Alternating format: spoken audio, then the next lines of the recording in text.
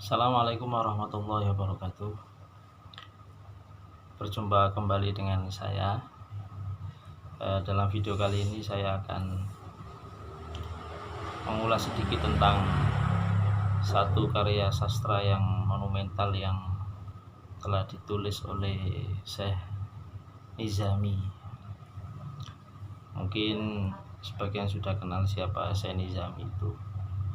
Syekh Nizami itu adalah yang nulis tentang roman epic Laila wa Majnun. Kisah Laila tentang Majnun sudah sangat melegenda di kalangan masyarakat luas, baik di Arab, di Persia, di Turki, di Mesir, bahkan di Indonesia, dan sudah sangat melegenda sekali sepanjang masa.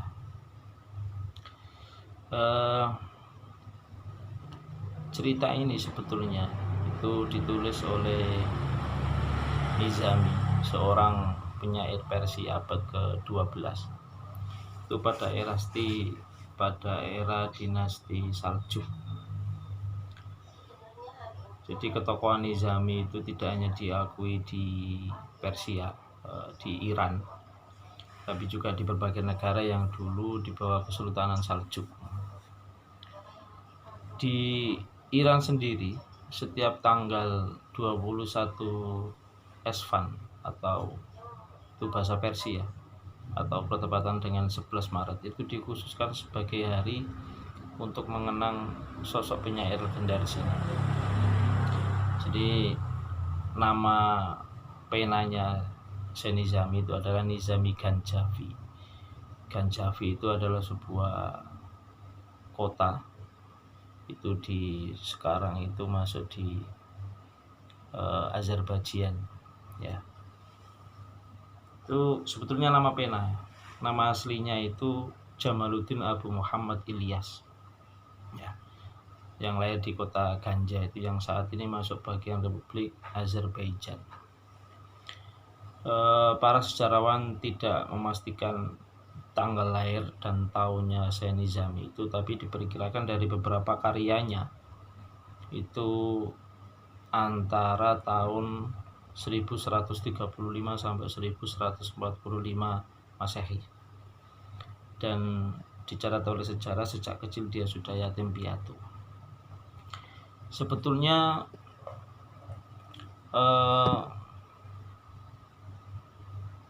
kitab atau buku Laila Majnun itu bukan satu-satunya karya Syekh Nizami. Syekh Nizami itu punya 5 koleksi terbaik di dunia kesusastraan Persia. Jadi Laila Majnun itu adalah karyanya yang ketiga. Ada 5 karya sastra terbaik Syekh Nizami yang dikenal dengan Panji Ganji. Itu bahasa Persia mungkin atau bahasa India, ya. Atau yang di bahasa Arab itu menjadi Al-Khomsah. Jadi karya 5 monumentalnya dalam bidang sastra Syekh Nizami. Itu ada yang pertama itu Mahzan al-Asra. Itu juga tentang sastra. Kemudian ada kisah tentang Khosroh dan Sirin. Kalau ditulis dalam bahasa Persia itu Khosroh Fasirin. Yang ketiga itu Laila Majnun. Kalau ditulis dalam bahasa Persia itu Laili Fa Majnun. Jadi Fa itu dan, ya. Yang keempat itu Haf Pekar. Yang kelima Iskandar Nami. Jadi kelima itu menjadi karya terbaik Syekh Nizami di dalam dunia kesusastraan. Nah, Laila Majnun itu karya yang ketiga. Sebetulnya sebelum Laila Majnun itu Syekh Nizami sudah menulis satu kisah romantis juga, yaitu di dalam kitabnya yang berjudul Khosroh Fasirin itu. Jadi antara Khosroh dengan Sirin, sebagaimana Laila dan Majnun. Cuman dalam kisah Khosroh Fasirin itu tidak setragis Laila Majnun yang sampai meninggal. Khosroh Fasirin itu garis besarnya adalah cerita sepasang kekasih yang mempertahankan kehormatannya. Jadi tidak sampai menanggalkan agama, tidak sampai kemudian berbuat maksiat, tidak sampai gila sebagaimana Qais sampai dijuluki Majnun. Jadi kebalikan dari Laila Majnun itu ya sebetulnya kisah tentang Khosrow Fasirin. Lalu apakah kisah Laila Majnun yang ditulis oleh Syekh Nizami itu betul-betul orisinil? Tidak juga. Karena sebenarnya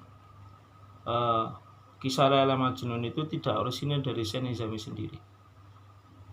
Sebab Syekh Nizami itu hanya sekedar menyadur dari beberapa kisah yang berasal dari tanah Arab. Jadi Laila Majnun itu sebelumnya itu sudah melegenda di tanah Arab. Itu sekitar abad ke-7. Yang kemudian ditulis oleh sejumlah sastrawan dunia dan sufi besar. Itu dari berbagai negara. Ada Arab, ada Persia, ada Turki, ada India, ada Mesir dan lain sebagainya. Dengan versinya masing-masing. Tapi meski demikian, cerita Laila Majnun yang ditulis oleh Syekh Nizami Ganjavi itu lebih masyhur, ya, lebih masyhur, lebih terkenal, karena Syekh Nizami ini berjasa mengenalkan kisah ini kepada publik dan menuliskannya dalam sebuah buku. Lalu kemudian dari buku itu banyak yang menerjemahkan dari beberapa bahasa. Sebagaimana yang saya katakan tadi, kisah Laila Majnun itu sudah melegenda dari abad ke-7. Itu dibuktikannya dengan beberapa karya para sastrawan dan sufi besar yang mendahului Syekh Nizami. Misalkan di dalam bahasa Arab itu Laila Majnun itu ditulis oleh Syekh Al-Asmu'i yang wafat tahun 215 Hijriah. Lalu kemudian dalam bahasa Persia tidak hanya Syekh Nizami Ganjavi, tapi ada Syekh Nizamuddin yang wafat tahun 599 Hijriah.